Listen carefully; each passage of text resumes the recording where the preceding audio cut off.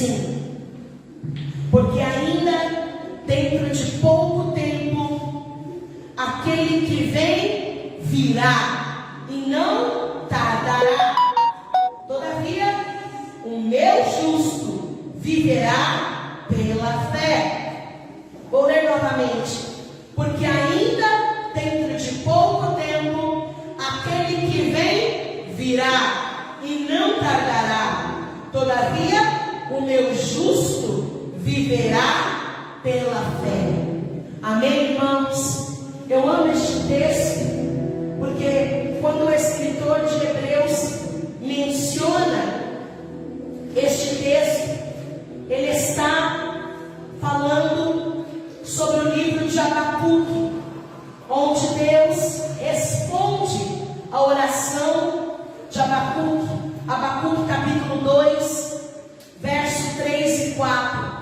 Abacuque faz uma oração ao Senhor, e no capítulo 2 ele é respondido pelo próprio Deus. E uma das coisas que Deus diz ao profeta é exatamente isso, dizendo que a promessa não iria demorar, que a promessa iria se cumprir, ela não tardaria. Mas enquanto isso, o justo, aquele que pertence ao Senhor, aquele que está no Senhor, ele viverá pela fé. E eu estou aqui nesta noite para liberar esta palavra ao teu coração. Há uma promessa sobre nós, há uma promessa sobre a nossa casa, há uma promessa sobre a nossa família e há uma promessa sobre esta nação. E a promessa do Senhor, ela não se atrasa. A promessa do Senhor acontece no seu tempo, no tempo determinado. A palavra do Senhor é fiel, ela não volta para ele vazia, ela cumpre aquilo que lhe apraz, aquilo pela qual ela foi designada. Por isso nós primeiro precisamos confiar nas promessas que o Senhor fez para nós. Nós precisamos confiar nas palavras liberadas sobre a nossa vida, sobre a nossa casa e sobre a nossa nação, porque o texto está afirmando que esta promessa, ela virá e não tardará. Por isso eu quero que você levante as suas mãos e eu inicio este culto liberando esta palavra. Assim diz o Senhor: a promessa que eu fiz a você, a tua casa, a promessa que eu fiz a esta nação, ela virá e não tardará. Ela vai acontecer no tempo certo, no kairos, no tempo oportuno. Por isso confie, por isso se posicione acreditando, por isso se posicione confiando, porque aquele que há de vir virá e não tardará. Mas o texto também fala em outro livro. O texto também diz que todavia o meu justo viverá pela fé. Paulo também diz que ele não vive pelo que ele vê, mas vive do que crê. Esse deve ser o nosso estilo de vida, meus irmãos. Nós não somos movidos pelo que vemos, não somos movidos pelo que ouvimos, não somos movidos pelo que estão falando, nós somos movidos pela fé. A fé nos faz confiar, a fé nos faz vencer o mundo. João também diz isso, que a vitória que vence o mundo é a nossa fé. Por isso eu estou aqui para liberar esta palavra. Você não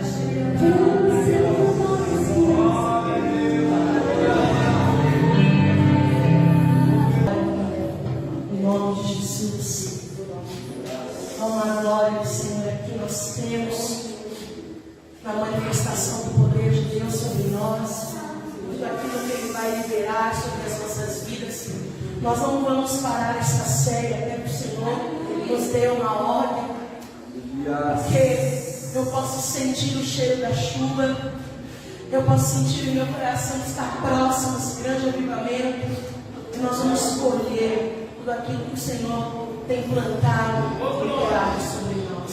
Por isso, estenda suas mãos, abençoe o servo de Deus, a sua casa, a sua família, em nome de Jesus. Pai, nós, Senhor, queremos te agradecer pela vida do nosso criado, pela vida da pastora Patrícia, pela vida, Senhor, da Lavínia.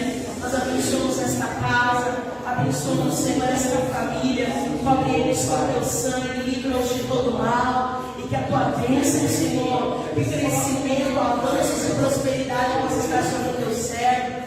Guarda o livro de todo mal, e que a palavra, Senhor, que sair dos lábios dele seja uma palavra afiada, Senhor, que venha, Pai, nos transformar de dentro para fora, e que a tua glória permaneça entre nós. Nós te agradecemos, nós te louvamos esta noite em nome de Jesus. Aplauda fortemente o Senhor nessa noite.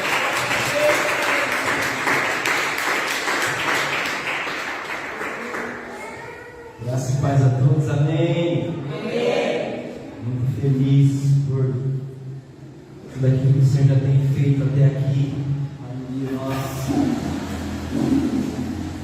tivemos um dia corrido, um dia difícil, mas o Senhor sempre nos recompensa quando nós temos esse compromisso de, independente das adversidades do dia, nós assumimos esse compromisso de estar diante da presença dele, e ele sempre nos presenteia com a presença dele, é tremendo. E eu louvo a Deus, eu glorifico, porque ele tem liberado o Espírito Santo de Deus sobre as nossas vidas, e isso muito me alegra. Eu queria ministrar a oferta rapidamente em Mateus 6, no capítulo 19.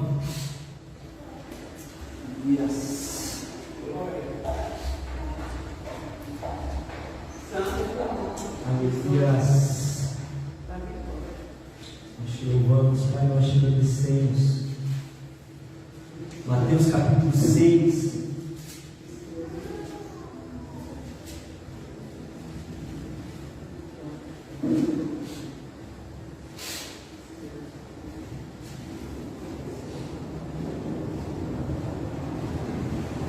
Versículo 19 vai dizer assim: não acumulem tesouro sobre a terra, onde as traças e a ferrugem corroem, e os ladrões. Ensinar a oração aos discípulos, trazendo uma compreensão onde o discípulo, no capítulo 5, vai estar aprendendo a oração do Pai Nosso.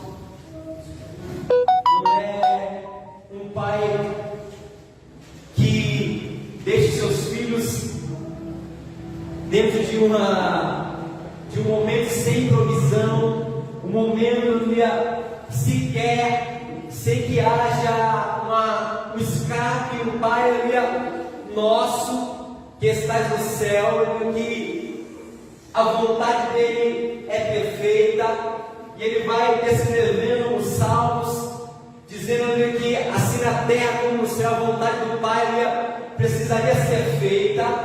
E é interessante que a continuidade desse capítulo vai desaguar em diversos temas.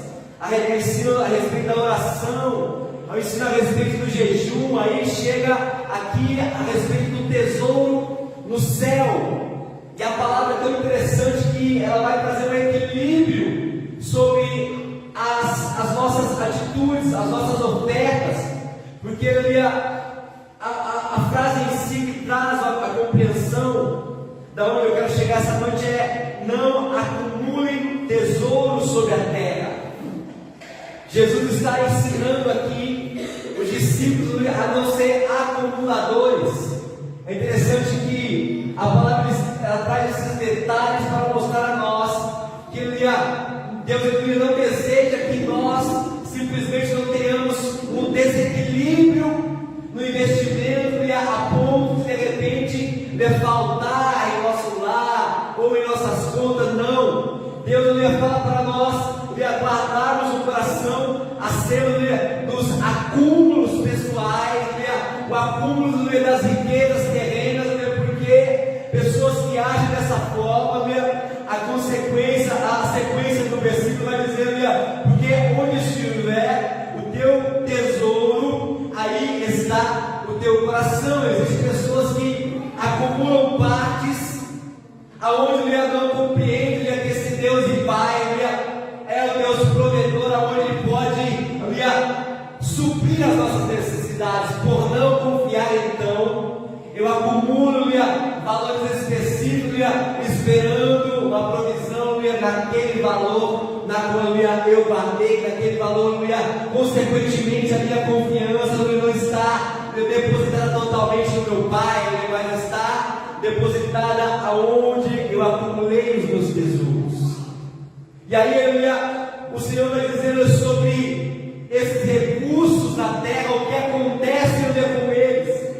Não é simplesmente o recurso onde ele tem uma boa rentabilidade, mas pelo contrário, ele sofre desvalorização e até mesmo roubo. Olha só como ele vai dizer: não acumule tesouro sobre a terra, onde a traça e a ferrugem corrói, onde ladrões escalam e roubam.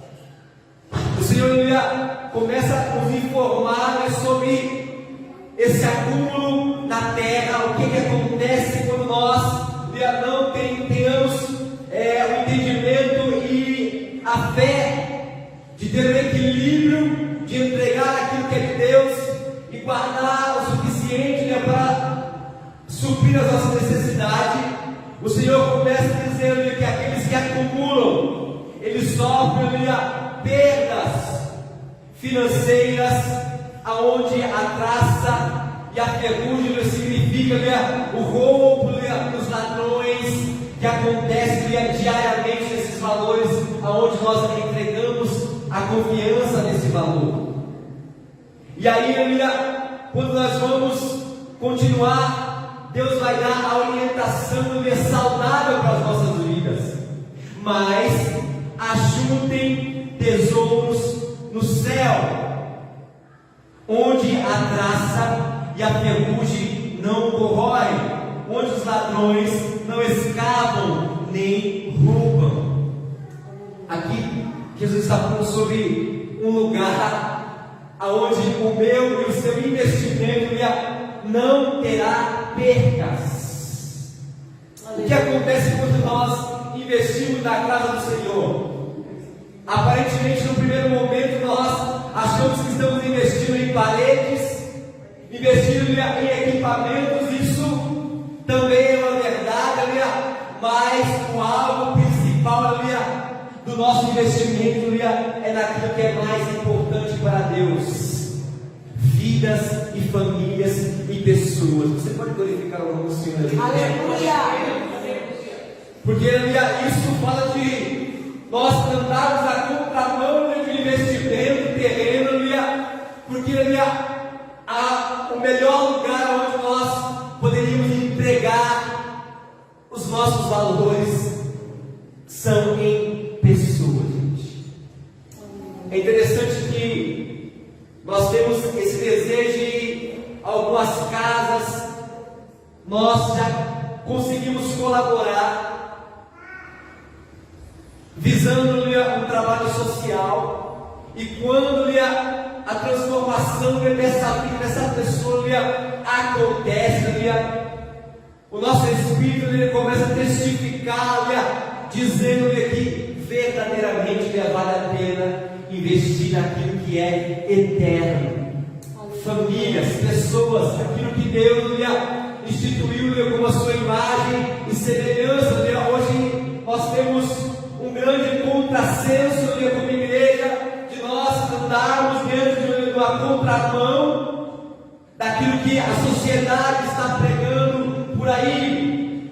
Eu tenho estudado muito sobre a questão do investimento da administração pessoal, mas o equilíbrio que o Senhor Jesus está falando para nós aqui, que não haja acúmulo na terra, mas que nós venhamos acumular o tesouro do céu, onde é o melhor lugar onde eu e você poderíamos investir o nosso dinheiro nesses dias. Todos estão entendendo até aqui? Pode dizer amém. Amém. Nós temos sido alvos da fidelidade de Deus, quanto diz respeito à fidelidade financeira diante da presença de Deus. A palavra vai dizer que o que se espera dos seus ministros é fidelidade.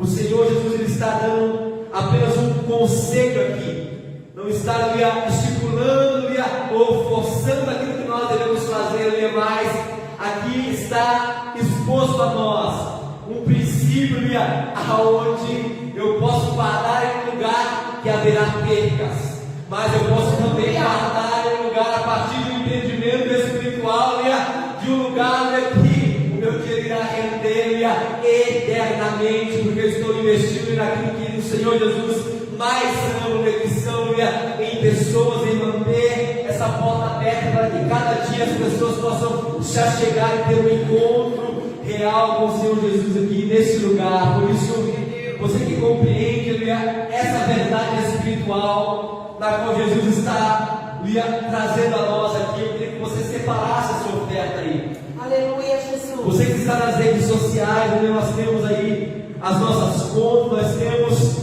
os nossos endereços aí para você trazer a sua oferta dentro dessa compreensão. Aleluia. Por isso, o nosso investimento não está simplesmente baseado em uma linha terrena de crédito, não. Mas a partir dessa compreensão espiritual, nós também estamos avançando esse entendimento e investindo naquilo que diz respeito ao reino de Deus. É interessante que a palavra vai dizer que o Senhor é o dono da prata e do ouro. Aleluia. Ele não precisa de nós, mas o Senhor ele tem sondado o nosso coração para saber quais são as nossas intenções. É interessante que no versículo 5, no capítulo 5, ele vai falar sobre os fariseus, que a intenção deles. Eles ofertavam para serem vistos, eles oravam para serem vistos, eles pregavam para serem vistos, mas essa não é a nossa intenção. Nós fazemos porque nós compreendemos a vontade de Deus para as nossas vidas nesses dias, e a vontade dele é que nós ofertemos na casa, nós venhamos ser investidores de um reino eterno que o Senhor estabeleceu na terra. Por isso, pega esse valor aí nas suas mãos, e nós queremos orar nesse momento por cada um que está investindo aqui, porque nós sabemos que algumas taxas aí, terreno está rendendo 13%, outras 1%, uma 7,5% por aí, mas no reino de Deus, quando o Senhor promete uma herança para nós, o Senhor fala de transbordamento, o investimento que o Senhor irá observar nele, então não somente será algo de 13%, não, mas haverá um transbordamento. Nós não investimos para que visando isso, nós fazemos por amor a obra de Deus e as pessoas que serão alcançadas pelo Senhor, e esse Deus que é galardoador irá transbordar em nossas vidas infinitamente mais. É assim nessa fé que nós cremos, em nome de Jesus. Feche os seus olhos, levante as suas mãos em nome de Jesus. Aleluia. Nós iremos orar, Pai querido, Pai amado, nessa fé, Pai, nós oramos, ó Pai, porque o Senhor está fazendo com que nós cresçamos, ó Pai, nessa compreensão, Pai, de ser investidores, ó Pai, no Teu reino, Pai. Existe, ó Pai, diversas preocupações, meu Deus, no coração dos Teus servos, a respeito das nossas contas terrenas, ó Pai. Mas, Senhor, assim como nós temos vivido milagres financeiros, ó Pai, nós também, ó Pai, pela Tua graça e misericórdia, nós queremos profetizar as Tuas provisões, ó Pai, sobre a vida de cada um dos Teus filhos aqui nessa noite, aqueles que estão em casa, ó Pai, me assistindo, essa live, ó Pai, que eles possam ser alcançados, ó Pai, por essas promessas, ó Pai, de provisão, Pai, promessa de escapes, promessa, de portas abertas que o Senhor tem liberado para o seu povo, Senhor. Pai, aqueles que precisam de portas abertas, Pai, aqueles que precisam de estratégias, ó Pai, os profissionais liberais, nessa noite, meu Deus, nós oramos e profetizamos, ó Pai, pela Tua graça e misericórdia, Pai, traga, Pai, um tempo de transbordamento, Pai, a partir desse entendimento, Senhor, de investidores da Tua casa, do Teu reino, ó Pai, um lugar onde as finanças, ó Pai, irá clamar para a eternidade, meu Deus. É nessa fé que nós oramos e abençoamos cada um, Pai, que irá entregar aquilo que o Senhor propôs no coração deles. É nessa fé que eu oro e te agradeço, em nome de Jesus. Amém e amém. Oferte nessa noite, de acordo com aquilo que o Senhor propôs no teu coração, em nome de Jesus. Aleluia.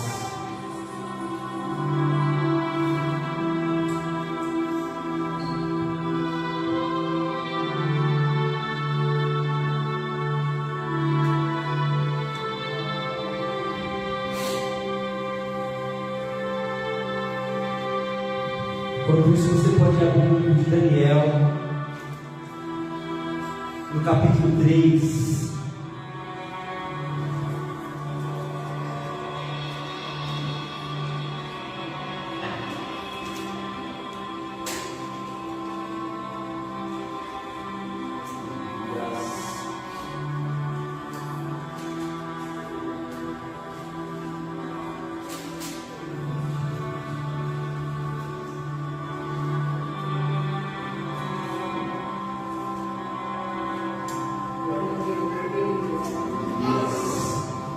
Vamos ler Daniel, no capítulo 6,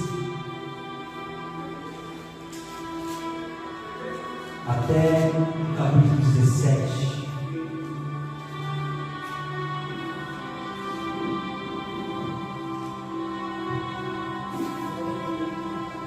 Daniel, capítulo 3.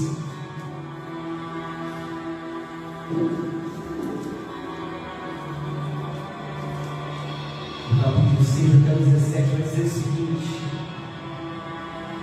quem não se prostrar e não adorar será no mesmo instante lançado na fornalha de fogo ardente. Assim, quando ouviram o som de trombeta, de flauta, de harpa, da cítara, da lira e de todo tipo de música, pessoas de todos os povos, nação e línguas se prostrarão e adorarão a imagem de ouro que o rei Nabucodonosor tinha levantado.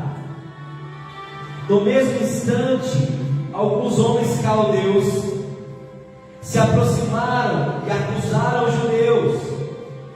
Disseram ao rei Nabucodonosor que o rei vive eternamente. O Senhor, ó rei, baixou um decreto ordenando que todo homem que ouvisse o som de trombeta, da flauta, da harpa, da cítara, da lira, da gaita, de fole e de todo tipo de música, deveria se prostrar e adorar a imagem de ouro, e que todo aquele que não se prostrasse e não adorasse seria lançado na fornalha de fogo ardente.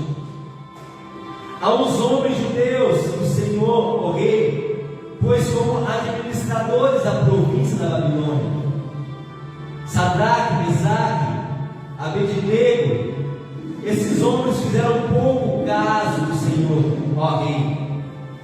não prestaram culto aos deuses do rei, nem adoraram a imagem de ouro que o Senhor levantou.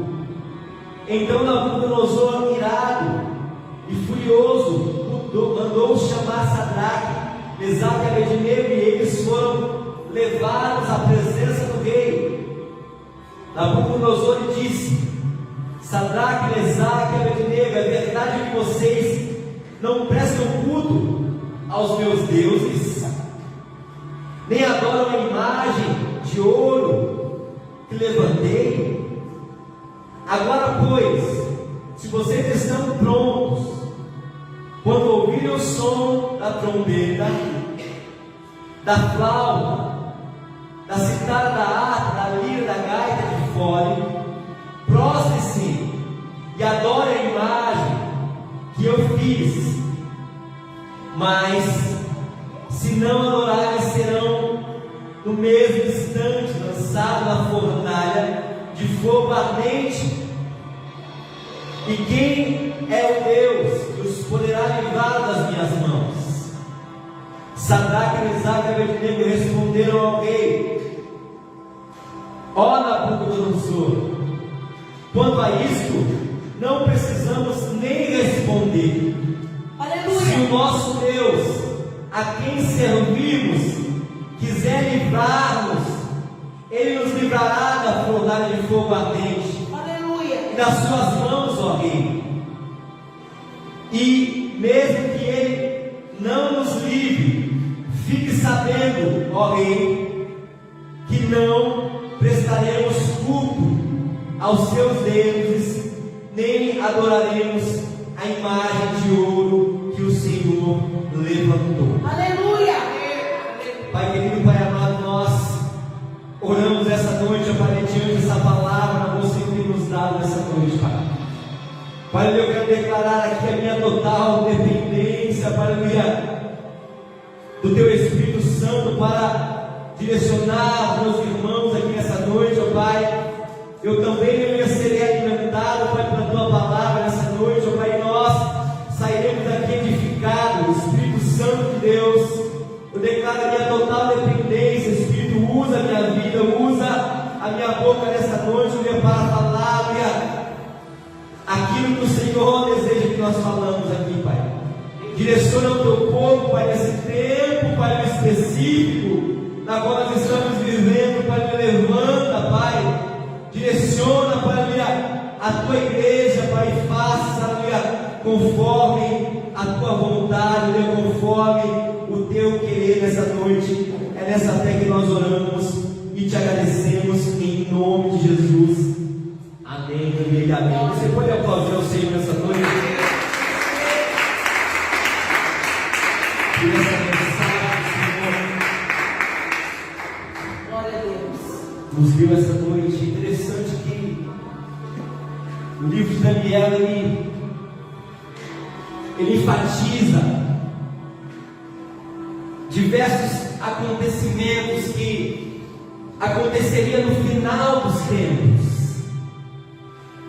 Ele é denominado um livro escatológico. Ele traz informações a respeito de como seria o final dos tempos. É interessante que esse livro traz diversas revelações escatológicas do fim dos tempos. Quando nós vamos para o capítulo 8, versículo 19, Daniel ele começa a trazer essa compreensão sobre o fim dos tempos. No capítulo 8, versículo 18 e 19, ele está orando por conta de uma visão que o Senhor deu, só que ele não estava entendendo a interpretação. Então o Senhor envia Gabriel para explicar a ele a respeito dessa visão. E aí no versículo 17 vai dizer: Gabriel explica a visão a este homem. Ele veio para perto de onde eu estava. Quando chegou, fiquei com muito medo e caí com o rosto em terra. Mas ele disse: filho do homem, você precisa entender essa visão. Se refere ao tempo do fim. Ele ainda falava comigo quando caiu em seus sentidos, com o rosto em terra. Ele, porém, me tocou, me pôs em pé e disse: eis que vou lhe contar o que há de acontecer no último tempo da ira, porque esta visão se refere ao tempo determinado do fim. É interessante que o livro de Daniel vai trazer essa compreensão, falando sobre diversos assuntos do tempo do fim. Mas é interessante que existem textos correlacionados ao livro de Daniel, especificamente Daniel 8, versículo 19, que é Lucas 21, 20. Se você puder abrir comigo, porque é interessante nós compreendermos isso, porque Daniel também, Jesus vai falar sobre o tempo do fim. Lucas 21,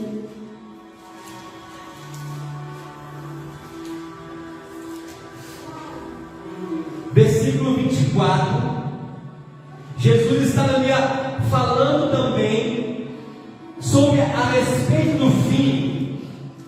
Ele está falando sobre Jerusalém quando seria sitiada por Nabucodonosor. Jesus está proferindo agora as profecias como seria no tempo do fim.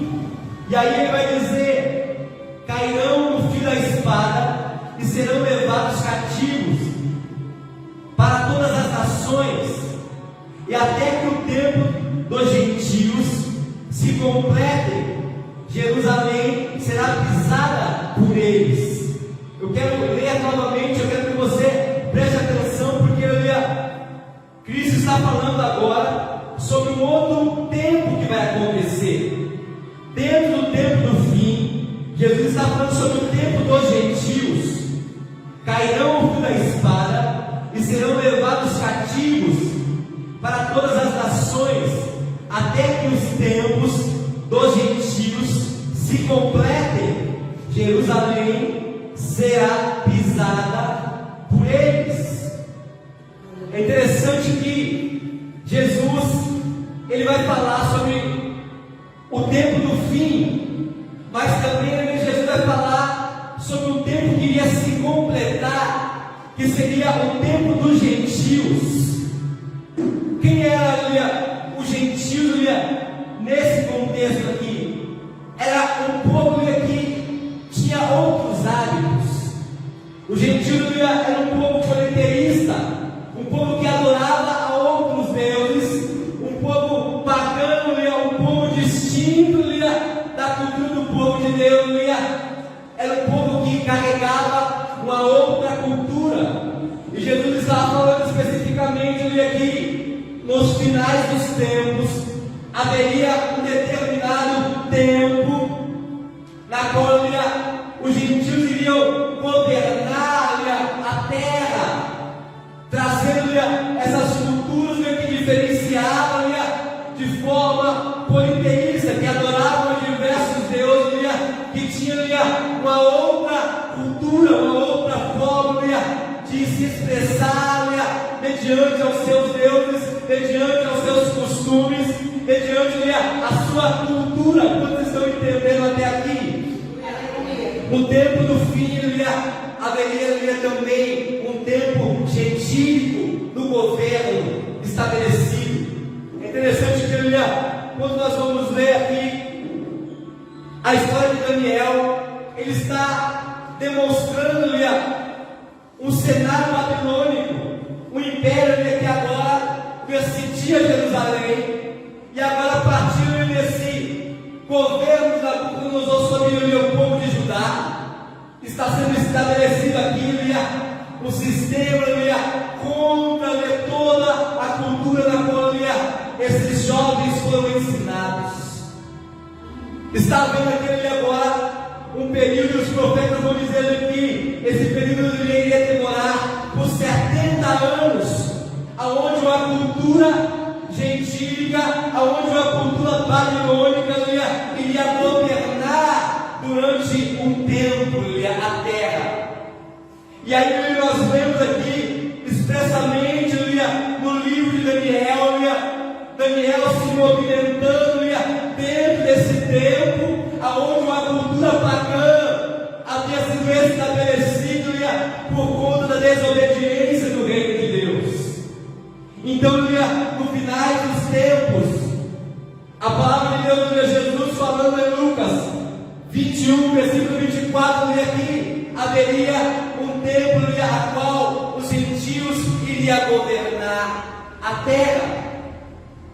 Só que quando nós continuamos compreendendo, Jesus vai falar, o livro vai falar sobre o tempo do fim. Jesus vai falar sobre um tempo que os gentios iriam governar. Porém, Daniel também começa a falar sobre um tempo de um reino eterno que seria estabelecido na terra.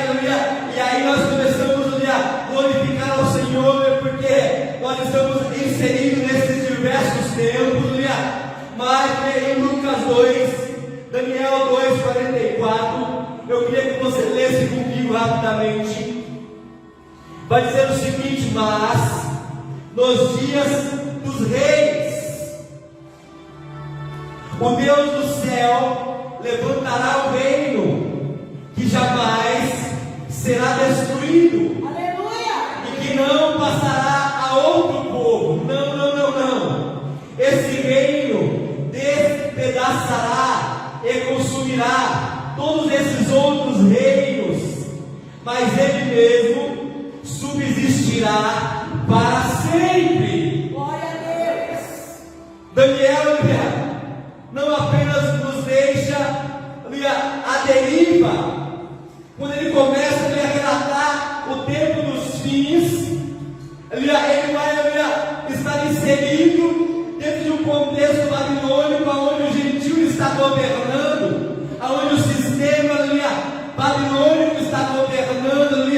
Mas Daniel, quando começa a escrever, falando sobre o reino eterno, ele está explicando para nós que haverá um reino que jamais será destruído.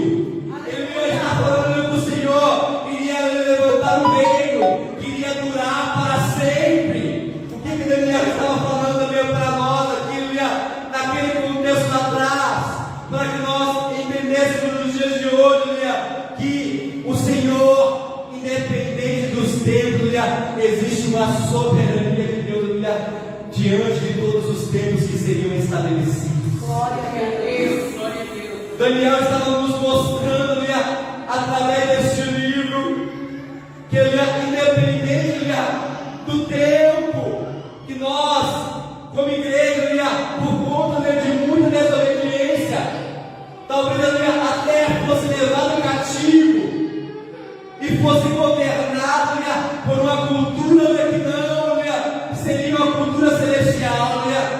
Daniel está falando que ainda assim a soberania de Deus estaria sobre a sua nação, a soberania de Deus estaria sobre o teu povo, o governo de Deus estaria sobre o povo de Deus. Você pode levantar as suas mãos nessa noite, porque as preocupações de quem não compreende as verdades da palavra é uma preocupação, porque talvez outros governos sejam estabelecidos, mas a palavra do Senhor vai dizer que independente dos tempos, o Senhor permanece soberano na minha vida, na tua vida, na nossa casa, na nossa igreja, mediante todas as nações, e Ele estabelecerá um reino eterno em todas as nações, irmão.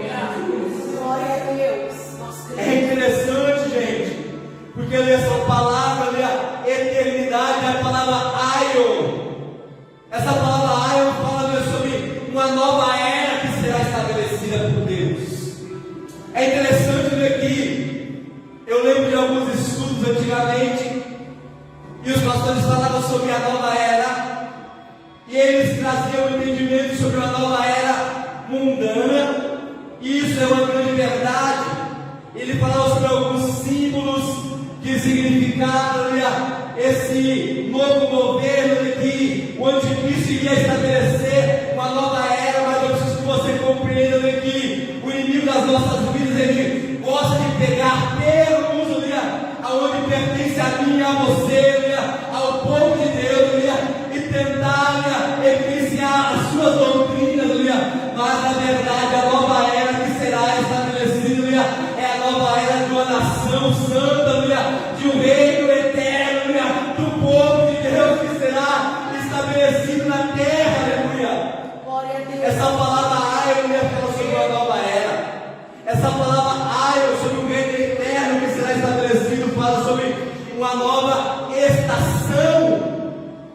Mas é interessante ver que o significado que eu mais gostei é o significado que fala sobre um tempo de qualidade na qual nós nunca provamos em nossas vidas. A pastora pregou aqui nesse domingo falando sobre uma igreja que está muito ligada à terra. Os nossos olhos, através dessa falta de renovação da mente, nos faz observar muito mais a terra do que o reino eterno, do que o Senhor tem estabelecido para nós.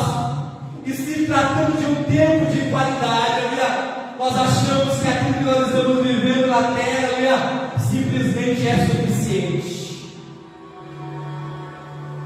Mas quando nós fomos inseridos nesse tempo de qualidade do Senhor, nós iremos provar, gente, de algo que é a essência do próprio Deus. Glória a Deus. Aleluia. Glória a Deus. O fato de nós caminharmos com Ele na eternidade, o fato de nós podermos tocar em suas vestes, conversar com o nosso mestre, pessoalmente, isso remete a um tempo de muito maior qualidade, e a palavra, como está falando sobre sobre essa nova era, uma nova estação que será estabelecida, fala sobre esse tempo, propício, momento propício, um tempo de qualidade que o Senhor tem estabelecido para o seu povo na eternidade. Aleluia, eu creio. Aleluia, viver o Evangelho de qualidade, é viver a nossa essência, viver a nossa natureza real. Nós estávamos aqui adorando ao Senhor, e a impressão que nós tivemos que o céu estava se aproximando de nós, e nós começamos a nos aproximar da nossa real essência, que nós iremos fazer na glória, que é adorar o Senhor sem cessar. E quando nós começamos a entrar nesse ambiente de adoração, nós somos conectados à nossa real natureza. Por isso que o ambiente começa a ser mudado. Por isso que o ambiente começa a mudar. O ambiente nós não compreendemos muito bem o que está acontecendo, mas começa a vir o refrigério, começa a vir renovo, começa a vir um fortalecimento, uma alegria que vai gritando dentro dos nossos corações. O que é isso, é nós retornando a nossa essência, retornando a nossa natureza. Como é Deus. E o Senhor ele começa, através da vida de Daniel, relatar que existe uma soberania de Deus independente dos tempos que serão estabelecidos na terra. É interessante ver que nós observamos a sociedade de hoje e nós compreendemos que o inimigo tem um papel nesses dias. E o livro de Daniel demonstra a nós as facetas do inimigo. E aí, quando nós começamos a compreender que o Senhor tem esse tempo de qualidade reservado para nós, o papel do inimigo é lançar dúvidas sobre isso.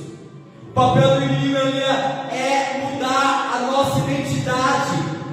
Quando nós começamos a ver Daniel no capítulo 1, versículo 7, o chefe dos eunucos, no primeiro momento que eles são levados cativos à Babilônia, para que eles não fossem inseridos na sua cultura. Nabucodonosor dá uma ordem para o chefe, fazendo que trocassem os seus nomes. Consequentemente, para que houvesse uma mudança de identidade do povo escolhido.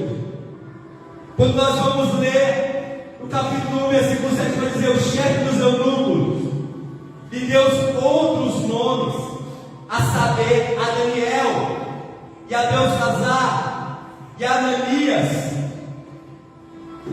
de Sadraque e Mesaque, para Azarias, e de Abednego. Mas é interessante que, se nós vemos o significado dos nomes, nós vamos entender a real intenção do inimigo quando o sistema babilônico está governando. Presta atenção, o nome de Daniel eles trocaram para Beltesazar, que significa proteja a sua vida. Uma mudança de identidade está acontecendo aqui. Ananias, eles mudaram para Sadraque, que significa amigo do rei. Calma aí. Amigo de um rei, aonde a cultura é babilônica. Preste atenção na mudança de identidade que o chefe dos eunucos está fazendo aqui. Misael, eles mudaram para Mesaque, que significa quem é como Deus, lua. A intenção do inimigo é que eles também virassem politeístas, adoradores de outros deuses. Olha o nome de Azarias, mudou para Abednego, que significa servo do Deus Mercúrio. Ou seja, um contexto babilônico está governando e trocando a identidade dos escolhidos de Deus. E aí é interessante ver, porque qual é a finalidade? Mudar a cultura deles através de uma educação pagã.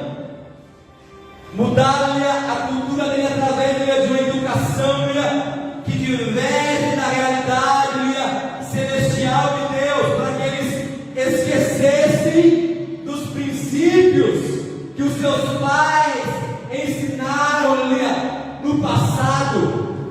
Olha comigo no versículo 5: o rei determinou que eles recebessem uma alimentação diária, tirada das finas iguarias da mesa real, e o vinho que ele bebia, os jovens deveriam ser educados ao longo de 3 anos, e ao final desse período passariam a servir ao rei.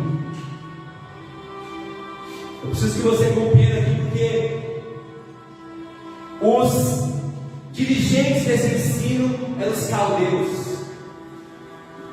Aqui no versículo 4 vai falar sobre ensinar-se a cultura e a língua dos caldeus.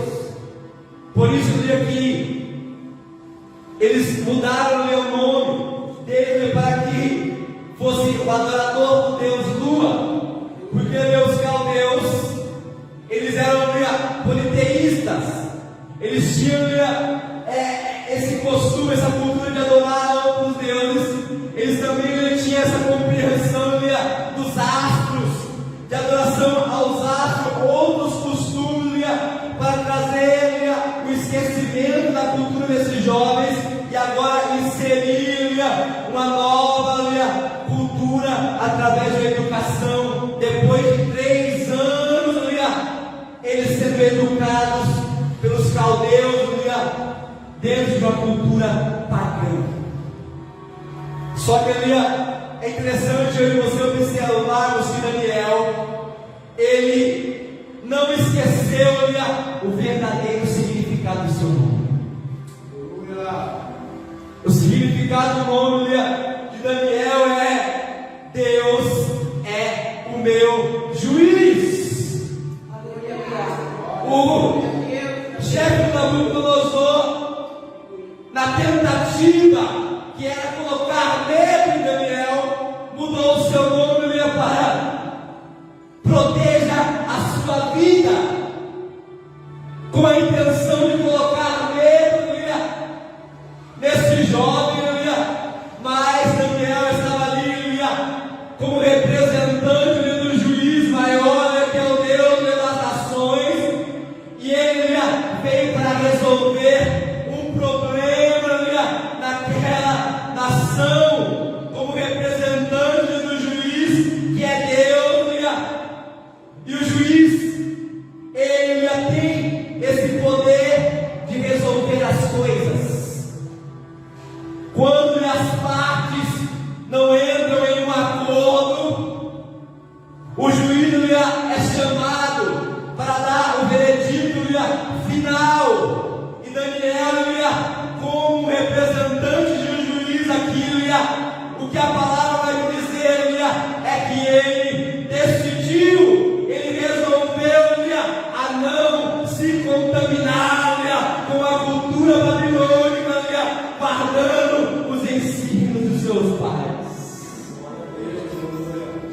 Daniel, como um juiz, um jovem, na qual os historiadores variam a sua idade entre 15 e 16, no máximo 20 anos, tendo esse poder de decisão em escolher caminhar com o Senhor dentro de uma cultura babilônica. Ele aonde você quer chegar com tudo isso? Daniel como um juiz, ele está inserido dentro de um contexto babilônico. O que ele está declarando aqui? As iguarias do rei, não haverá negociação, não haverá aliança com o contexto babilônico, não haverá comunhão com aquilo que não é adoração ao único Senhor e Salvador Jesus Cristo.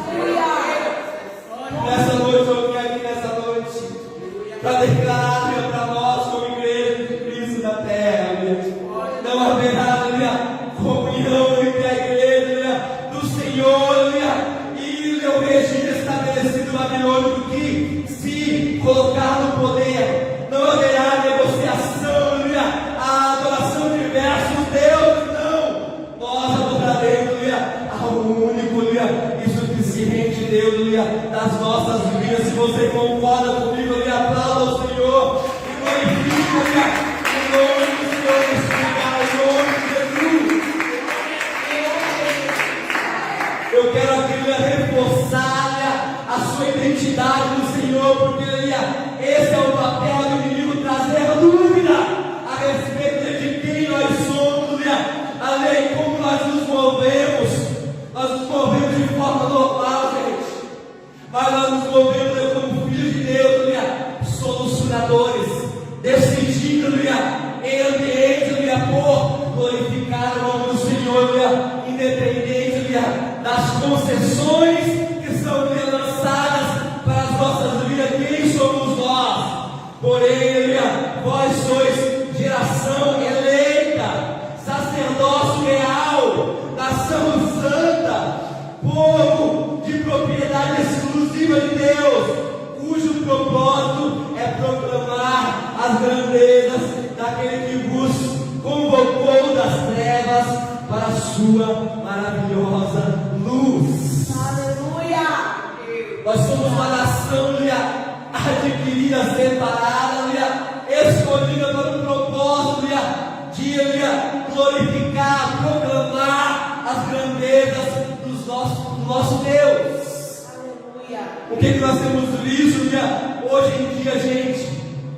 Concessões sendo abertas a respeito da minha e da tua fé. É interessante ver que no capítulo 3, a qual nós lemos, em esse momento, a qual eles são expostos a uma decisão tremenda. É interessante que no capítulo 2, eles já são treinados para ter esse posicionamento de decisão. É interessante quando nós vamos ver na cultura judaica, a criança, a partir de 3 anos de idade, os pais começam a ensinar uma cultura para eles. O pilar desse ensino é compreender o relacionamento dele com Deus. A criança, a partir dos 3 anos, quando ela começa a proferir as suas primeiras palavras, o pai, dentro desse contexto judaico, e esse é um modelo maravilhoso,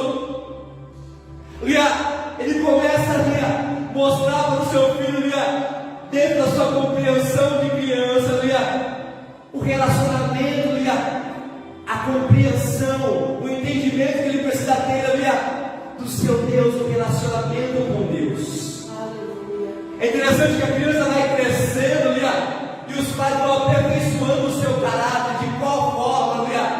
Lembrando a história do povo de Deus, lembrando a história da nação de Israel, os livramentos que Deus deu no passado, para trazer aos filhos a forma que Deus agia para livrá-los, a forma que Deus agia, colocando a coluna de fogo na madrugada para aquecê-los, lembrando os filhos da maneira que o Senhor os guardava em tempos de calor, aonde a nuvem seguia o povo, para quê?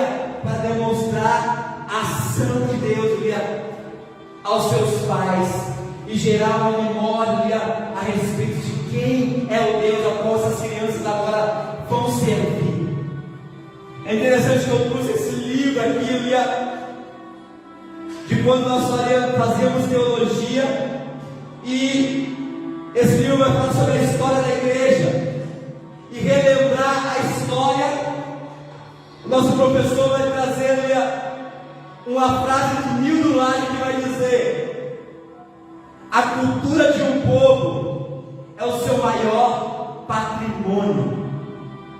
Preservá-la é resgatar a história, perpetuar valores e permitir que as novas gerações não vivam sobre as trevas do anonimato.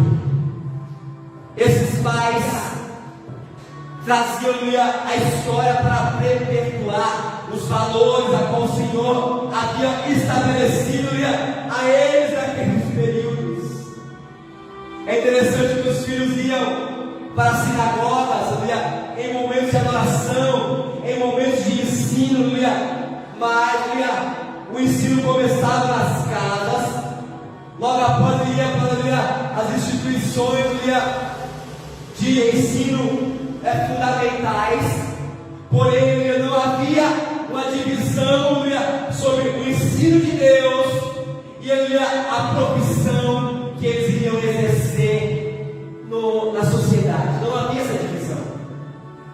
Eles compreendiam que, independente da profissão que os filhos iriam exercer, eles iriam carregar os princípios de Deus inseridos em sua mente, em seu coração, em sua vida para o resto da sua vida, independente dos ambientes que eles seriam inseridos. Não existia distinção.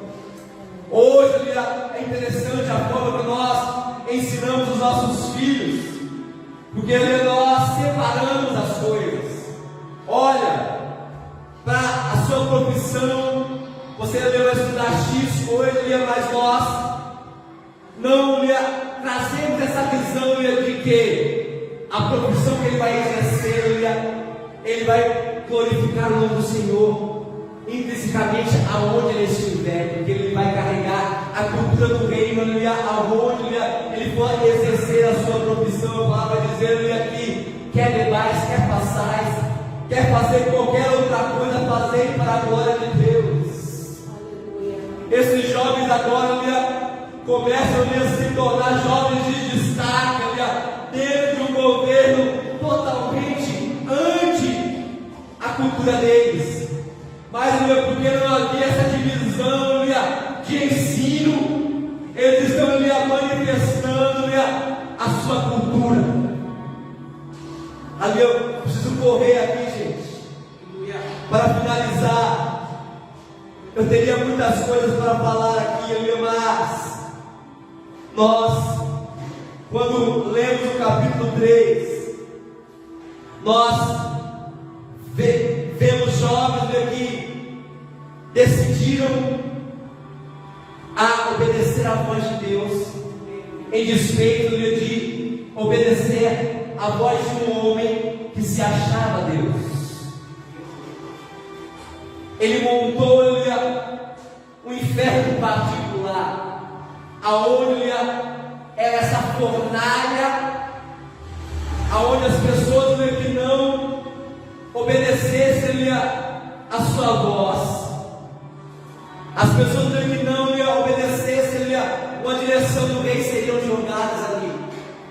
É interessante que nós vemos essa palavra, para nós é muito claro que não é para gerar um ambiente de confusão e de desobediência às nossas autoridades, mas existe um princípio na qual o inimigo nesses dias tem tentado que as nossas convicções sejam mudadas a despeito da adoração a homens, a divindade ou a aceitação a coisas que não estão decretadas na verdade da palavra de Deus. E quando isso é exposto a nós, a nossa convicção precisa continuar em obedecer a Deus. Aleluia, em nome de Jesus. Porque o que estava em jogo aqui, eles se prostrarem a um homem.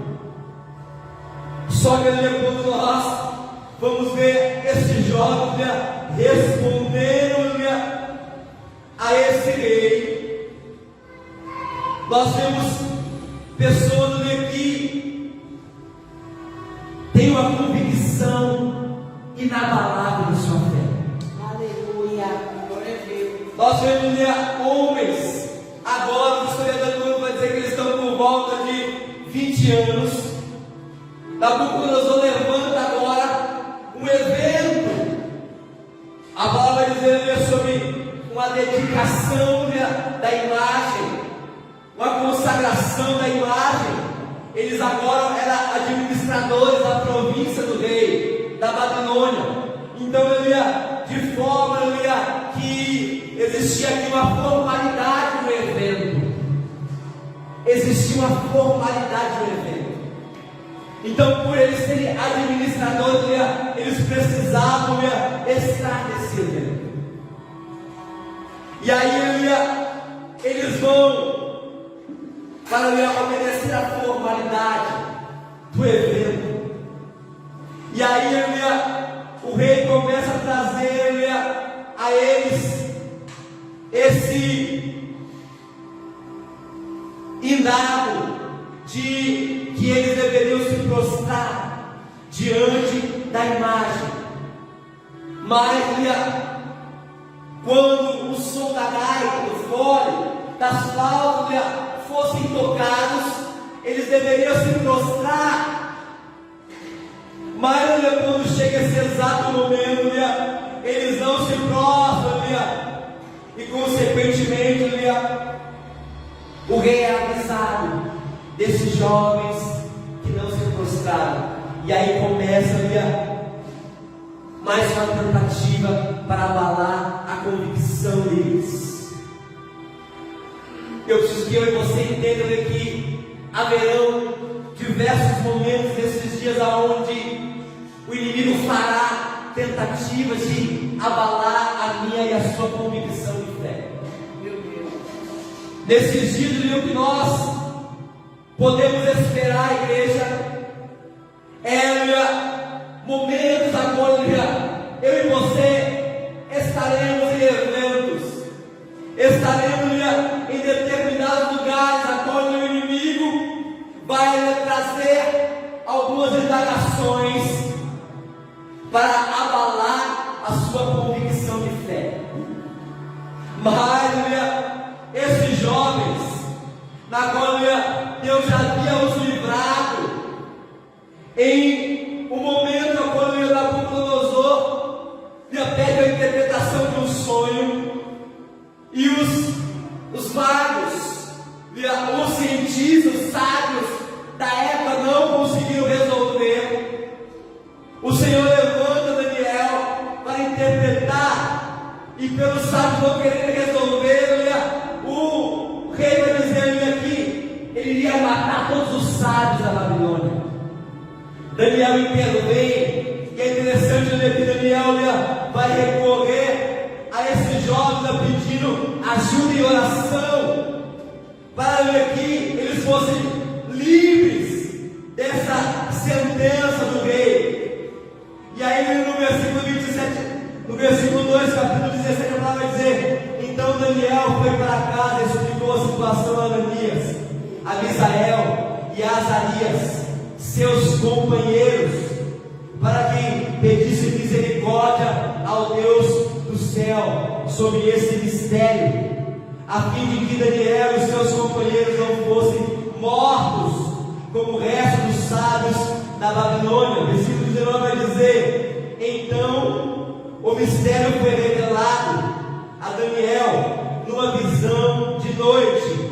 Daniel bendiz, ó Deus do céu, dizendo: bendito seja o nome de Deus, de eternidade em eternidade, porque dele é a sabedoria, é o poder, e ele quem muda os tempos e as estações, remove reis, estabelece reis, ele dá sabedoria aos sábios, entendimento aos inteligentes, ele revela o profundo e o escondido, conhece o que está em trevas, e com ele mora a luz.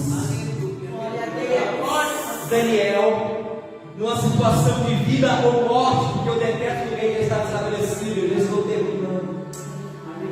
Ele pede ajuda aos seus companheiros,